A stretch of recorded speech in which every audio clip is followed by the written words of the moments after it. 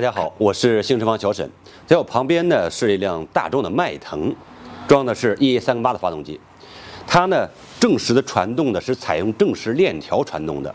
那么我们的正时链条什么时候需要更换呢？现在我用电脑来跟大家检测一下。其次呢，我们可以通过声音再来判断一下。待会儿我们一一的跟大家展示一下。我们发动着车以后呢，当有些水温以后呢，我们来看一下发动机的转速呢是760，我们负荷呢是16.5%。然后我们来看一下这个转向角，现在已经严重了超过了正3、负3之间，现在是负的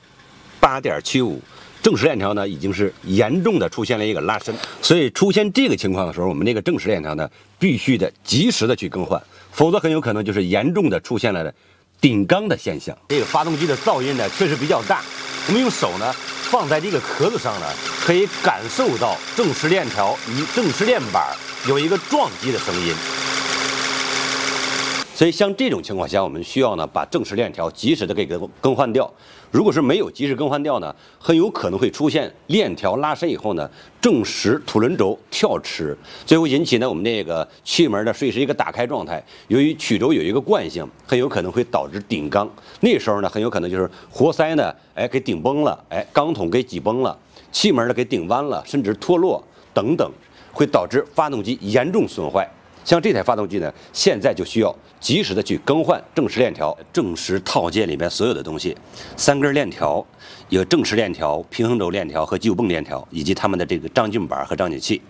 正时链条的这个更换周期呢，其实跟我们这个日常保养也是有关系的。你比如说，平时我们保养的时候使用机油是很劣质的，或者是一般的机油，或者是我们加了这个假冒伪劣的机油，这个正时链条呢磨损程度是不一样的。有的车辆呢跑了10几万公里还是没有什么问题，但是有的车辆甚至跑了7、8万公里的时候，我们用电脑去读取数据的时候呢，它已经超出了正负3的一个值。那时候呢，就我们正时链条随时都有可能会出现一个跳齿。大家可以看到哪个是新的，哪个是旧的。好，现在呢，我们把正时链条都已经安装好了。待会儿我们打着车来听一下声音，之后呢，我们再用电脑来读取一下数据。好，我们先来看一下拆下来的旧件。我们在拆卸的过程中呢，有些这个挡板呢都已经被打断了，卡在里边。